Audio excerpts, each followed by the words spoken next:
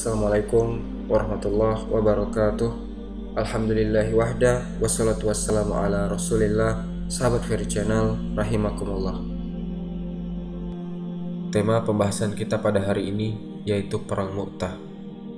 Tapi sebelum kita jelaskan Perang Mu'tah ini, ada kejadian yang perlu saya sampaikan dulu, yaitu umroh qada.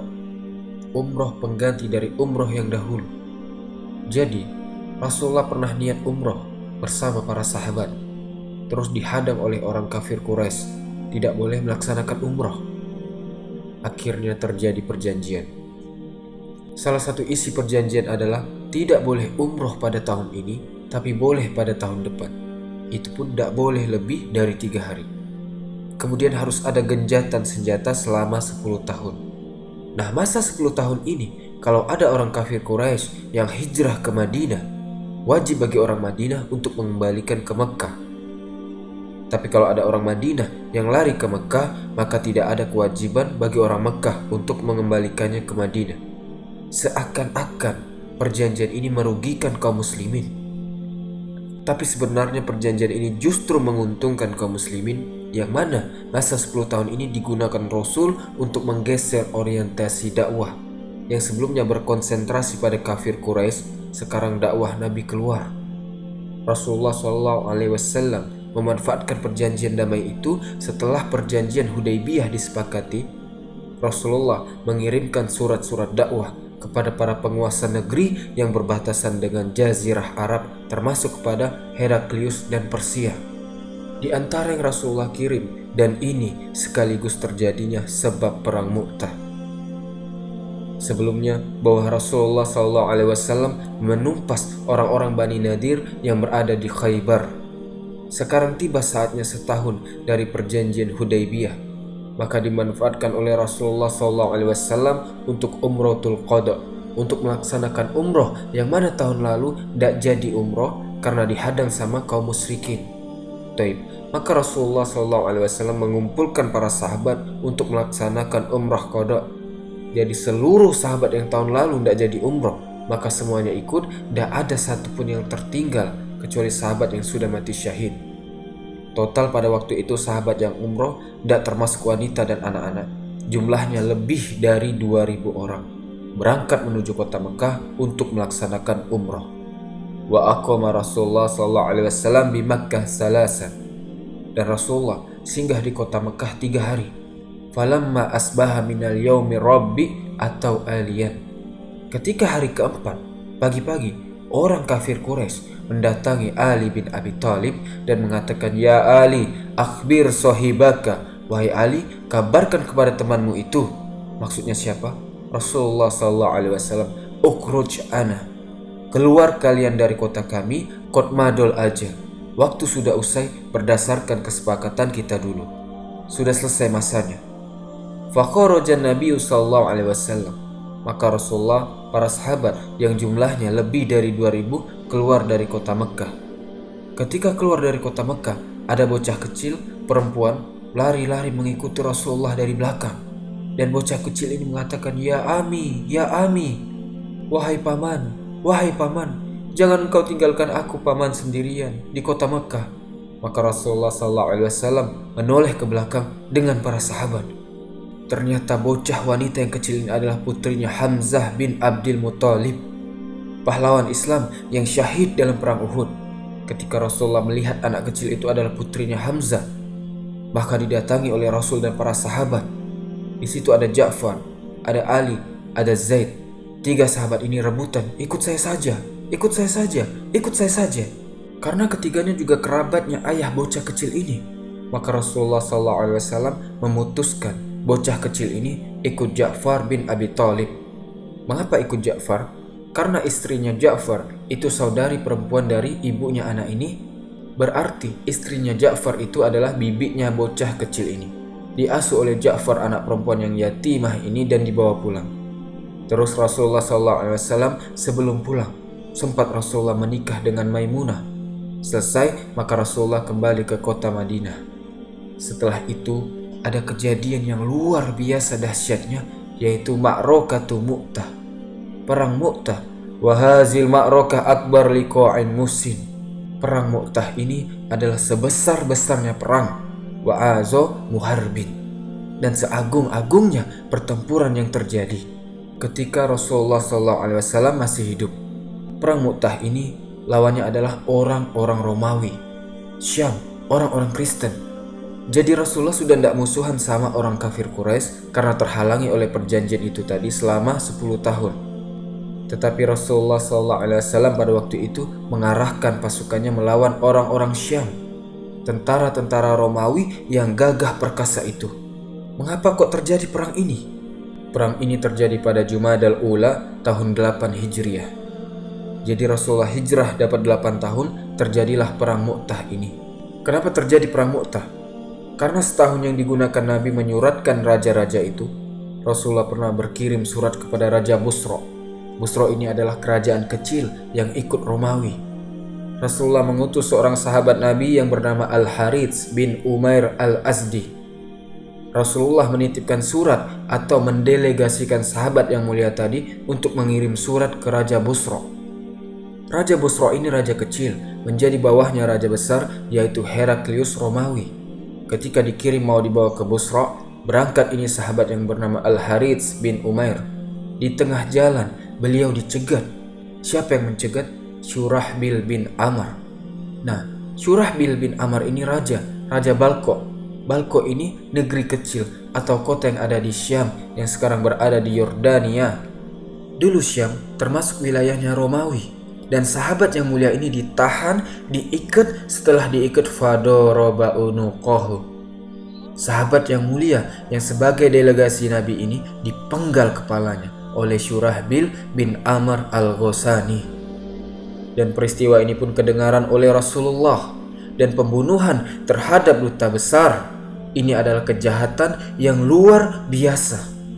Membunuh delegasi itu kejahatan yang tidak sekedar kejahatan. Bahkan ini lebih dahsyat daripada pengumuman akan terjadinya perang. Misalnya ada orang raja mau mengumumkan perang, besok kita perang dengan Muhammad. Lah, pengumuman ini dibandingkan dengan pembunuhan delegasi itu lebih dahsyat membunuh delegasi, membunuh utusan. Karena membunuh delegasi itu lebih dahsyat dari pengumuman perang, artinya Rasulullah ditantang. Artinya kaum muslimin diinjek-injek. Artinya kaum muslimin akan diperangi oleh raja namanya Syurahbil bin Amr al-Ghasani tadi. Maka Rasulullah tidak akan lupa dengan peristiwa itu karena darahnya seorang muslim itu terjaga. Satu darah muslim dibunuh oleh orang kafir maka wajib untuk diperjuangkan. Meskipun kerajaan Romawi besar tapi Rasulullah tidak membiarkannya. Darah seorang sahabat Nabi tertumpah dibunuh oleh orang kafir. Jangankan sahabat Nabi dibunuh. Di video sejarah Antokia yang sudah kita bahas, ada seorang wanita solehah mukminah yang ada di negeri Antokia. Ia dilecehkan oleh orang Romawi. Jilbabnya dicabut oleh orang-orang tentara salib, oleh orang-orang jahat. Maka wanita ini menjerit dan mengatakan, "Wahai Mu'tasim, bantulah aku." Pada waktu itu yang menjadi raja khalifah kaum muslimin adalah Al-Mu'tasim. Maka Al-Mu'tasim mendengar bahwa seorang wanita jilbabnya diganggu, auratnya dibuka oleh orang kafir di negeri Antokia. Maka Mu'tasim menyiapkan pasukan besar dan mengarahkan pasukannya ke negeri Antokia. Dan Antokia diluluh lantakkan oleh pasukan Islam gara-gara jeritan seorang wanita. Sekarang kita lihat, Rohingya wanitanya dibunuh, dibantai semua. Palestina dibom habis-habisan. Yang bayi, yang wanitanya semua dibantai oleh orang-orang Yahudi. Tidak ada kaum muslimin yang menolong mereka. Hilang kewibawaan kaum muslimin, lenyap kegagahan kaum muslimin, hilang. Lah tugasnya kita mempelajari sirah Nabi ini supaya umat Islam menjadi gagah kembali, supaya umat Islam tahu bagaimana kejayaan pendahulunya, supaya tidak menjadi bangsa pengekor. Dahulu kita adalah kepala bangsa-bangsa ketika kita memegang tauhid. Tapi sekarang kita adalah ekornya bangsa-bangsa ketika tauhid hilang dari umat ini. Dan sejak zaman dulu delegasi tidak boleh dibunuh. Itu adalah hukum yang sudah diketahui oleh masyarakat pada waktu itu, tapi ini delegasinya Rasul dibunuh. Dan Rasulullah tidak membiarkan darah seorang muslim tertumpah, dibunuh oleh orang kafir. Maka Rasulullah SAW menyiapkan pasukan. Rasulullah mengumpulkan pasukan, kemudian Rasulullah SAW memilih 3 jenderalnya sahabat. Tidak tanggung-tanggung, biasanya kan 1 jadi komandan perang. Tapi dalam perang ini Rasulullah SAW menunjuk 3 orang komandan perang. Karena lawannya bukan main-main, Romawi. Romawi itu adalah lambang kedikdayaan kerajaan pada zaman itu. Siapa bangsa yang berani pada bangsa Romawi pada waktu itu? Tapi karena darah seorang muslim tertumpah, maka Rasulullah menyiapkan pasukan. Rasulullah SAW menyiapkan 3.000 pasukan. Itu adalah pasukan pertama terbesar kaum muslimin setelah perang Ahzab. Rasulullah mengumpulkan 3 komandan perang terbaik kaum muslimin. Pada saat itu Khalid bin Walid baru 3 bulan masuk Islam. Meskipun Rasulullah sangat mengetahui kemampuan Khalid bin Walid, tapi Rasulullah ingin mengajarkan kepada Khalid, pemimpin yang baik di dalam Islam itu orang yang pernah menjadi prajurit yang baik di dalam Islam. Belajar jadi prajurit supaya engkau memahami nanti bagaimana memimpin prajurit umat Islam. Rasulullah SAW mengumumkan, memerintahkan untuk menjadi komandan pusat Zaid bin Harithah. Zaid bin Harithah itu mantan anak angkatnya Rasulullah. Ditunjuk oleh Nabi, kemudian Nabi mengatakan, In kutila Zaitun fa Ja'far. Kalau sampai terjadi hal yang tidak diinginkan dan Zaid bin Harithah gugur, maka yang memegang panji perang adalah Ja'far bin Abi Thalib, sepupu Rasulullah. Wa in kutila Ja'far. Dan nanti kalau Ja'far wafat, maka komandan perang dipimpin oleh Abdullah bin Rawaha. Tidak pernah Rasulullah ngomong seperti ini, kecuali dalam perang Mu'tah. Perang Uhud kalah, tapi Rasulullah tidak pernah ngomong, nanti kalau ini mati, ganti ini. Nanti kalau ini mati, ganti ini. Tidak pernah ngomong seperti itu. Tapi dalam perang Mu'tah ini, Rasulullah mengatakan yang menjadi komandan perang adalah Zaid bin Harithah. Kalau sampai dia gugur, yang ganti adalah Ja'far bin Abi Thalib. Kalau Ja'far gugur, yang menggantikan adalah Abdullah bin Rawaha. Maka Rasulullah SAW memberikan bendera putih kepada Sayyidina Zaid bin Harithah. Setelah itu, fa'usohum an ya'tu ma'tal Harits bin Umair. Para pemimpin, para sahabat yang mau berangkat tadi itu diingatkan oleh Rasulullah bahwa di antara orang-orang Romawi itu ada darahnya sahabat kita Harits bin Umair yang telah tertumpah di sana, dan kita harus menegakkan darahnya saudara kita. Kemudian Rasulullah SAW mengatakan, sebelum Rasulullah SAW memberangkatkan mereka, Rasulullah SAW menyuruh para sahabat untuk mendakwahi mereka dulu. Ajak mereka masuk Islam. Siapa tahu mereka mau masuk Islam. Kalau sudah mau, maka tidak usah ada pertumpahan darah. Tapi kalau mereka tidak mau masuk Islam, ista'inu billah alaihim. Minta tolonglah kepada Allah untuk mengalahkan mereka. Kemudian Rasulullah SAW memberangkatkan mereka dan mengatakan, Uhzu bismillah, berangkatlah perang dengan nama Allah, fi sabilillah, di jalan Allah, man kafaro billah, perangilah orang-orang yang kafir kepada Allah, la taqdiru, jangan kalian curang, berkhianat, wala tahullu, jangan kalian mencuri harta rampasan perang, wala taqtulu walidan, jangan bunuh anak-anak kecil, wala mro'atan, jangan bunuh wanita, wala kabiron faniyan, jangan kalian bunuh orang yang sudah tua renta. Wala munazilan bisauma'atin, jangan kalian bunuh rahib atau pendeta-pendeta yang menyendiri di tempat ibadahnya, di gereja-gerejanya. Wala taqta'u naklan, jangan kalian menebang kurma-kurma. Wala sajarotan, jangan kalian menebang pepohonan. Wala tahdimu binaan, jangan kalian menghancurkan bangunan-bangunan.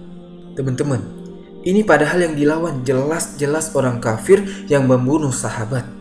Tetapi Rasulullah mengajarkan bahwa dalam peperangan pun ada adabnya. Makanya kok ada gereja dibom, itu jelas bukan ajaran Islam. Karena umat Islam mengingkari hal itu. Apalagi kita tidak dalam kondisi perang. Baik, maka pasukan Islam yang akan berperang, 3.000 pasukan ini bergerak. Para sahabat yang tidak ikut berangkat seperti wanita atau yang cacat, dan Rasulullah juga ikut mengiringi mereka dan mendoakan mereka. Sampai Rasulullah SAW ada di Saniyatul Wada', maka Abdullah bin Rawaha menangis. Abdullah bin Rawaha adalah salah satu dari 3 komandan yang ditunjuk Rasulullah SAW, tiba-tiba menangis. Maka orang-orang yang ada di depannya tiba-tiba mengatakan, "Ma yubkika ya Abdullah? Apa yang membuat engkau menangis wahai Abdullah bin Rawaha? Kenapa kok kamu nangis?" Maka Abdullah bin Rawaha mengatakan, "Ama wallahi ma bihubbud dunya." Demi Allah, aku menangis bukan karena aku cinta dunia dan takut kematian. Aku menangis bukan karena aku rindu akan meninggalkan kalian. Demi Allah, aku menangis karena aku teringat dengan firman Allah, "Wa iminkum ila wariduha kana ala rabbika hatmam maqdiyah." Aku menangis sebelum perang ini karena aku mengingat ayat yang Allah turunkan dari langit kepada Rasulullah, "Wa iminkum ila wariduha." Tidaklah kalian kecuali kalian akan melewati neraka, mendatangi neraka. Kana ala rabbika hatmam maqdiyah, dan itu sudah menjadi ketetapan Allah Subhanahu wa taala. Falastu adri kaifali, dan aku tidak tahu apakah aku termasuk orang yang masuk ke neraka itu apa tidak. Maka aku nangis bukan karena dunia, karena aku khawatir ayat ini menceritakan tentang diriku. Aku masuk neraka, kemudian aku tidak selamat. Lihatlah para sahabat Nabi. Ini sahabat Nabi berjihad di jalan Allah. Orang yang Allah turunkan ayat dari langit, "Kuntum khaira ummatin ukhrijat linnas." Kalian adalah manusia yang terbaik yang Allah keluarkan untuk umat manusia ini. Generasi yang dipuji oleh Allah, radhiyallahu anhum, sertifikat dari langit, Allah ridho kepada mereka. Tetapi itu pun mereka masih takut masuk neraka. Itulah para sahabat takut dengan neraka, padahal beliau dalam kondisi ibadah yang paling mulia, puncak ajaran Islam, jihad fi sabilillah. Tapi beliau masih takut masuk neraka. Inilah para sahabat Nabi SAW. Kemudian bergeraklah takarrokal jaisul islami. Kemudian berangkatlah kaum muslimin bergerak menuju ke utara. Saya terangkan petanya teman-teman. Yaman itu jazirah Arab yang paling selatan. Yaman terus ke utara sampai ke Mekah. Mekah terus ke utara sampai di Madinah. Madinah ke utara terus jauh negeri Syam. Syam itu sekarang 4 negara, Yordania, Palestina, Suriah, dan Libanon. Baik, maka ketika ada instruksi dari Nabi untuk perang Mu'tah, otomatis ke arah Syam, berarti kaum muslimin berjalan menuju ke utara. Takarrokal jaisul islami fiti jasimal hatta nazala ma'an. Maka apa yang terjadi? Bergeraklah pasukan Islam sampai singgah di negeri namanya negeri Ma'an. Sudah bukan jazirah Arab lagi, sudah masuk negeri Syam. Ketika sahabat tadi sampai di negeri Ma'an, singgah di situ mau mengatur siasat dulu, rundingan dulu, maka sampailah intelijen kaum muslimin menjelaskan. Mata-mata kaum muslimin datang dan berkata kepada komandan perang Zaid bin Harithah, melaporkan bahwa Heraklius mendengar berita ini. Siapa Heraklius itu? Raja Romawi pusat. Bukan Basro lagi, bukan Syurahbil lagi, tapi yang dengar langsung Kaisar Romawi. Ketika mendengar pergerakan kaum muslimin dengan 3.000 pasukan, pasukan ini bergerak belum sampai ke tempat tujuan utama itu sudah terdengar oleh intelijen Romawi. Kecium sama Romawi luar biasa. Akhirnya Romawi langsung turun tangan. Akhirnya Heraklius turun membawa 100.000 pasukan. Apakah sampai di situ saja? Tidak. Wandoma ilaihi min lahmin wa juzamin wa balqain. Maka negara kecil-kecil yang ada di Syam ini dikumpulkan semua, ada dari Lagam, ada dari Judam, ada dari Bahro, sampai terkumpul lagi 100.000. Jadi total tentara Romawi ada 200.000 pasukan yang siap menggempur 3.000 pasukan kaum muslimin. Akhirnya para sahabat segera membentuk musyawarah darurat di Ma'an. Musyawarah darurat, musyawarah militer. Maka para sahabat berkumpul, bingung ini. Kenapa bingung? Bagaimana mungkin? Kalkulator mana yang mau menghitung 3.000 melawan 200.000? Perhitungan yang mana yang mengatakan 3.000 mengalahkan 200.000? Tidak mungkin ketemu kamusnya. Maka para sahabat bermusyawarah, bagaimana ini? Kita 3.000 diperintahkan Nabi menyerang Romawi yang jumlahnya 200.000. Akhirnya para sahabat mikir, musyawarah, apakah balik, apakah terus, atau bagaimana? Sampai 2 malam tidak bergerak di tempat itu, bermusyawarah. Akhirnya usul. Naktubu ila Rasulillahi sallallahu alaihi wasallam fanukbiruhu bi adadi aduwina. Begini saja, kata salah seorang sahabat.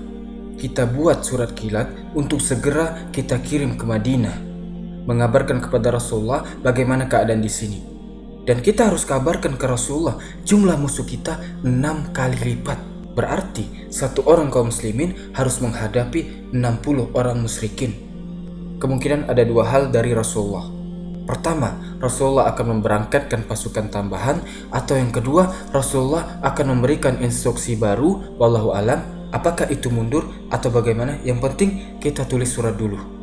Maka Abdullah bin Rawaha langsung menolak pendapat itu. Kemudian Abdullah bin Rawaha mengatakan, "Ya kaum, wallahi innallati takrahuna lalati kharatum tatlubun." Demi Allah, sesungguhnya kalian takrahuna lalati kharatum tatlubun. Apakah kalian ini benci dengan apa-apa yang menjadi tujuan kalian keluar dari sini? Asyhada, bukankah kalian berangkat ini mencari mati syahid? Wa ma nuqatilu nasa bi adadin wala quwwatin wala katratin. Demi Allah, kita tidak pernah perang dengan jumlah manusia. Perang bukan karena jumlah. Kita perang bukan karena senjata. Kita perang bukan karena besarnya jumlah musuh yang kita hadapi. Karena Allah Subhanahu wa taala menjanjikan 2 kemungkinan bagi kita. Kemungkinan pertama, kita menang perang, atau kemungkinan yang kedua, kita mati syahid. Dan dua-duanya adalah kemuliaan bagi diri kita. Demi Allah, tidak boleh ada surat ini, kita harus perang. Tidak mungkin Rasulullah salah menginstruksikan kita. Perintah Rasulullah adalah perintah yang terbaik. Tidak usah kita membantah. Terus sepakat 3.000 orang. Tidak ada satupun yang membantah omongannya Abdullah bin Rawaha. Berangkat 3.000, berangkat akhirnya. Bidayatul qital wa tanawabul quwat. Terjadilah peperangan yang sangat besar yang mungkin sejarah belum pernah melihat kejadian itu, dan sejarah tidak akan berhasil mencatat sejarah seperti ini. 3.000 melawan 200.000 bertemu, dan perang ini disaksikan, didengarkan seluruh dunia pada waktu itu. Diriwayatkan generasi demi generasi dan kabarnya tersebar ke seluruh dunia. 3.000 melawan 200.000. Terjadilah perang dahsyat ini yang belum pernah terjadi sebelumnya. Kalau Romawi pernah perang sama Persia, tetapi tidak begitu mengherankan. Mengapa? Karena keduanya perang, pasukannya sama-sama ratusan ribu. Tapi ini 3.000 kaum muslimin lawan 200.000 pasukan Romawi. Apa ndak heran? Terjadilah pertempuran yang sangat dahsyat. Maka akhoda roya Zaid bin Harithah. Zaid bin Harithah, kekasihnya Rasulullah, kecintaan Rasulullah. Zaid bin Harithah ini dicintai Nabi luar biasa. Dia mengambil bendera Islam, kemudian menyerbu barisan musuh, memimpin pasukan. Allahu Akbar. Zaid bin Harithah menerobos pasukan musuh, seakan-akan ia tahu dia pasti mati. Dia menyabetkan pedangnya ke kanan dan ke kiri, sampai akhirnya ada sebuah tombak yang lurus masuk ke tubuhnya Zaid. Kemudian Zaid terjatuh, tersungkur dan gugur seketika. Kecintaan Nabi yang sejak kecil dirawat oleh Nabi gugur dalam perang ini. Langsung benderanya diambil oleh Ja'far. Maka Ja'far memimpin pasukan, menerobos 200.000 pasukan Romawi. Maka Ja'far berperang dengan sebisanya, sekuatnya. Berapa sahabatan yang dia lakukan untuk menyabet musuh-musuhnya, tetapi keberanian terkalahkan dengan jumlahnya musuh. Keberanian dan keahlian tetap dikalahkan oleh jumlah. Akhirnya tangan kanannya Ja'far ditebas oleh orang kafir. Putus tangannya Ja'far sebelah kanan, sehingga bendera kaum muslimin jatuh. Maka diambil Ja'far dengan tangan kirinya sambil berperang, kemudian ditebas lagi hingga kedua tangannya Ja'far hilang. Kemudian dirangkul bendera Islam dengan sisa-sisa tangannya Ja'far. Kemudian Ja'far dibunuh. Dan tidaklah Ja'far terbunuh kecuali dia sudah berhasil membunuh sekian banyak musuh-musuh Allah. Ja'far tergeletak, wafat, syahid. Kemudian dalam riwayat dari Abdullah bin Umar, Abdullah bin Umar mengatakan, setelah perang Mu'tah, Kami, para sahabat Nabi, mencari jenazahnya Ja'far bin Abi Thalib. Maka saya jumpai tubuhnya Ja'far ada 90 tusukan, ada sabetan pedang, ada lemparan panah, ada koyakan tombak, dan satu pun tidak ada di belakang. Satu pun goresan tidak ada di belakang. Semua senjata luka itu ada di depan semua tubuh Ja'far. Artinya apa? Artinya Ja'far seorang pemberani, komandan perang yang pemberani, tidak mundur satu langkah pun. Ketika Ja'far terbunuh, diambillah panji Islam oleh Abdullah bin Rawaha yang tadi menyemangati kaum muslimin. Komandan yang ketiga ditunjuk Rasulullah, maju, mundur, lihat saudaranya terkapar. Lihat Ja'far, tidak hanya terkapar, tapi dua lengannya hilang. Makanya setelah itu Ja'far dijuluki oleh kaum muslimin Ja'far At-Toyar, Ja'far yang terbang. Kenapa? Karena Rasul yang mengatakan nanti kedua tangan Ja'far akan diganti oleh Allah dengan sayap. Dia akan terbang ke sana kemari di surga, kemanapun ia kehendaki diganti oleh Allah. Maka bendera Islam dibawa oleh Abdullah bin Rawaha. Abdullah bin Rawaha melihat Zaid terbunuh, melihat Ja'far terbunuh. Seakan-akan Abdullah bin Rawaha tahu bahwa sebentar lagi dirinya akan mati. Kemudian Abdullah bin Rawaha maju mundur, ada perasaan ragu. Ketika ragu itu muncul dalam hatinya, maka Abdullah bin Rawaha mengatakan, aqsamtu ya nafsi la tanzilanna karihatan aw ta'atan. Demi Allah, wahai jiwaku, engkau harus turun ke medan perang ini, baik engkau suka ataupun tidak engkau suka. Tidaklah engkau datang ke sini kecuali inilah yang engkau inginkan selama ini. Maka turunlah Abdullah bin Rawaha. Dia menyabetkan pedangnya ke musuh-musuh Allah, dan sampai akhirnya senjata orang kafir menembus tubuhnya, dan Abdullah bin Rawaha tergeletak gugur. Tiga-tiganya jenderal perang kaum muslimin wafat, syahid, gugur di jalan Allah. Tahu tidak teman-teman apa yang dilakukan Rasulullah ketika itu di Madinah? Ketika di perang Mu'tah itu terjadi kejadian-kejadian yang luar biasa. 3 jenderal perang gugur. Tahukah teman-teman apa yang dilakukan Rasulullah di Madinah? Rasulullah mengumpulkan sahabat yang tidak ikut perang. Kemudian Rasulullah berkata, sekarang pedang dibawa oleh Zaid. Sekarang Zaid terbunuh. Sekarang dibawa oleh Ja'far. Ja'far terputus tangan kanannya. Setelah itu dibawa dengan tangan kirinya. Setelah itu terputus tangan kirinya, gugurlah Ja'far. Sekarang bendera ada di tangan Abdullah bin Rawaha, dan sekarang Abdullah bin Rawaha gugur. Itu Rasulullah itu di Madinah, seperti memperlihatkan ke sahabat, seperti sahabat yang tidak ikut perang ini menyaksikan live jalannya peperangan di Mu'tah. Siaran langsung diceritain Rasulullah dari wahyu. Setelah 3 sahabat ini wafat, Rasulullah mengatakan, sekarang bendera Islam dibawa Syaifun min syuyufillah. Sekarang bendera Islam dibawa oleh pedang di antara pedang-pedangnya Allah. Siapa namanya? Tidak disebutkan sama Nabi, biar sahabat penasaran. Sekarang kita balik lagi ke medan jihad. Ketika 3-tiganya gugur, 3 jenderal perang kaum muslimin ini gugur, apa yang dilakukan kaum muslimin yang jumlahnya sudah tidak 3.000 lagi teman-teman? Akhirnya bendera Islam tergeletak. Padahal panji bendera adalah lambang ini menang atau tidak menang. Itu lambang ada di panjinya. Maka ada seorang sahabat Nabi namanya Sabit bin Akram. Sabit bin Akram ini langsung mengambil bendera dan mengatakan, ya ma'syarul mu'minin, wahai tentara-tentara Islam, bermusyawarahlah kalian, siapa yang berhak membawa bendera ini? Maka orang-orang mengatakan, anta, ya kamu sendiri karena kamu yang megang. Kata Sabit, bukan ana bukan seorang pemimpin yang mengatur, ana tidak bisa. Akhirnya para sahabat rundingan. Maka muncullah nama komandan perang yang tidak pernah kalah dalam perang, Khalid bin Walid radhiyallahu anhu. Maka bendera Islam dipegang oleh Khalid bin Walid. Dan tadi Rasulullah mengatakan ketika 3-tiganya wafat, Rasul mengatakan sekarang bendera dibawa pedang di antara pedang-pedangnya Allah. Ternyata kenyataannya di medan jihad yang membawa bendera Islam ialah Khalid ibn Walid. Maka Khalid mengatakan saking gentingnya perang itu, sampai-sampai Khalid bin Walid mengatakan, laqad inqata fi yadi yawma Mu'tah tis'atu asyaf. Telah berkeping-keping 9 pedang yang aku gunakan dalam perang Mu'tah.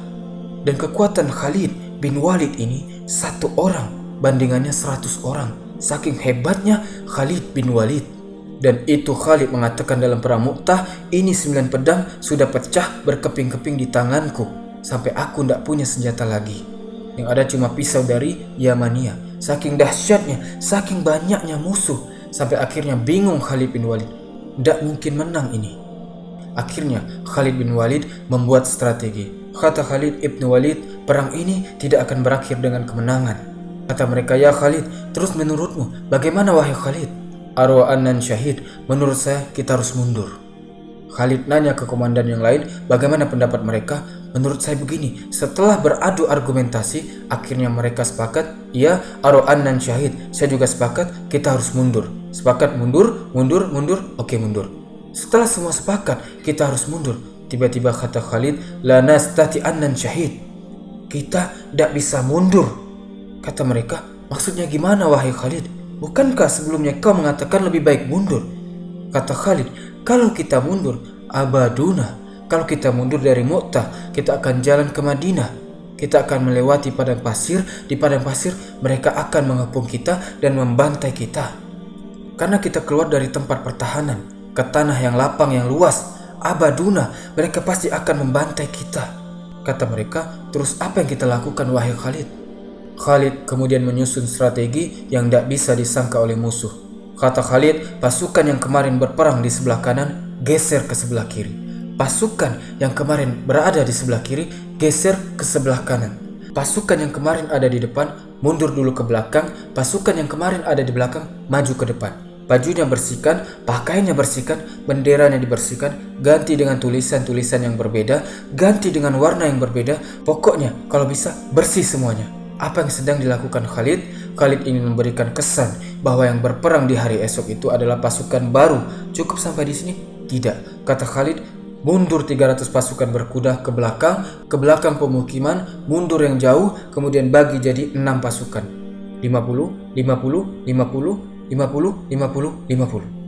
Besok pagi, kalau matahari sudah terbit, 2 pasukan sudah berhadap-hadapan. Pasukan pertama semuanya sebisa mungkin adukan kudanya agar supaya debu itu semakin tinggi, karena kalau kuda berjalan di padang pasir pasti membuat debu yang tinggi. Akhirnya 300 pasukan berkuda jauh di belakang itu bikin debu setinggi mungkin. Kata Khalid, nanti setelah debunya meninggi, pasukan yang pertama masuk ke pasukan muslimin. Dan saat pasukan pertama itu masuk, kita semua harus bertakbir Allahu Akbar. Masuk pasukan yang kedua, Allahu Akbar. Masuk pasukan yang ketiga, Allahu Akbar. Sampai yang keenam, Allahu Akbar. Setelah itu kata Khalid, setelah pasukan yang keenam masuk, saya akan berteriak, ya ibadallah, tawakkaltu alallah. Semuanya maju. Setelah itu nanti saya akan teriak, ya ibadallah, udu. Kembali kalian semua. Kemudian semua pasukan mundur, kita kembali ke Madinah. Sepakat semuanya, oke? Sepakat. Clear semuanya, clear. Strategi dirancang semalaman. Setelah itu mereka sholat malam memohon pertolongan Allah. Para sahabat luar biasa malamnya sibuk, besoknya sudah siap. Siap perang lagi, sudah berhadap-hadapan kaum muslimin dengan musuh. Perang zaman dulu itu berhadap-hadapan dikarenakan mereka menggunakan pedang atau panah. Jadi sangat mungkin bisa kenal melihat wajah musuh, apalagi 6 hari. Jadi pas pasukan kemarin sayap kiri pindah ke sayap kanan dan sebaliknya sayap kanan pindah ke sayap kiri, dikira musuh ini ada pasukan yang baru. Bajunya juga bersih, laporan komandan musuh. Wahai raja, pasukan kemarin sudah nggak ada. Yang sekarang beda wahai raja. Bajunya sudah bersih-bersih. Apa kata rajanya? Ini bantuan mereka. Para bantuan Muhammad sudah datang. Kira-kira berapa persen mentalnya musuh itu yang jatuh? Selama berhari-hari 3.000 melawan 200.000 itu masih bertahan. Mentalnya musuh sudah lumayan jatuh, tapi belum jatuh 100%. Setelah semuanya berkumpul datang dari belakang pasukan lagi, debu yang sangat tinggi. Artinya ini luar biasa. Perang psikologis yang luar biasa. Kalau bahasa kita, perang ini dibuat drama, tapi akhirnya kena ke mental musuh. Pasukan pertama masuk, pas masuk semua takbir Allahu Akbar. Bayangkan 3.000 orang teriak semua dengan takbir Allahu Akbar. Bayangkan berapa persen mental musuh jatuh. Masuk pasukan kedua, ketiga, keempat, kelima, keenam kata Khalid, ya ibadallah, tawakkaltu alallah. Abu Hurairah termasuk yang ikut berperang di perang Mu'tah. Kata Abu Hurairah saat Khalid mengucapkan ya ibadallah tawakkaltu 'alallah, saya melihat di mata mereka 1000 orang sudah mati, mentalnya sudah mati, sampai akhirnya ribuan orang tunggang langgang diserang oleh Khalid. Kata Khalid, ya ibadallah udu, musuh lari tunggang langgang, mundur, mundur, mundur, mundur yang keenam, kelima, keempat, ketiga, kedua, kesatu, yang di belakang, yang di depan, yang di kanan, yang di kiri, mundur semua ke belakang, balik pasukan ke Madinah.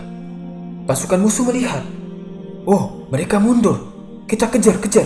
Kata rajanya, jangan dikejar, ini jebakan. Kenapa jebakan? Mereka mundur mancing kita.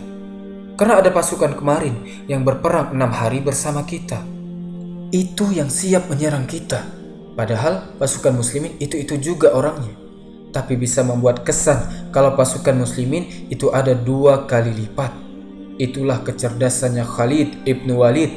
Cuma 3.000 tapi bisa membuat kesan kalau pasukannya itu ada 6.000. Pulang, Khalid bin Walid sampai ke kota Madinah. Pasukan Romawi masih nunggu karena mereka takut itu jebakan. Sudah down dulu mereka. Pulanglah Khalid dengan pasukannya kembali ke Madinah dengan selamat. Akhirnya kaum muslimin sampai ke Madinah. Jangan dipikir kaum muslimin kalah. Efeknya ini loh. Romawi ini. Bukan kafir Quraisy lagi ini. Romawi 200.000. Efeknya atau dampak positif dari perang Mu'tah ini sungguh luar biasa. Banyak suku-suku di sekitar Madinah langsung datang ke Madinah, masuk Islam semua. Suku-suku Arab yang kerucu-kerucu ini. Romawi didatangi. Bukan mereka datang, tapi kaum muslimin yang mendatangi Romawi. Sehingga jumlah kaum muslimin yang terbunuh pada waktu itu cuma 12 orang. Jumlah Romawi 200.000. Mesti jumlah sahabat yang terbunuh itu tidak mungkin terbunuh kecuali berhasil membunuh sekian banyak pasukan Romawi. Yang terbunuh dari kaum muslimin itu cuma 12 setelah pertolongan dari Allah dan kehebatan dari Khalid ibn Walid dalam mengatur strategi agar selamat.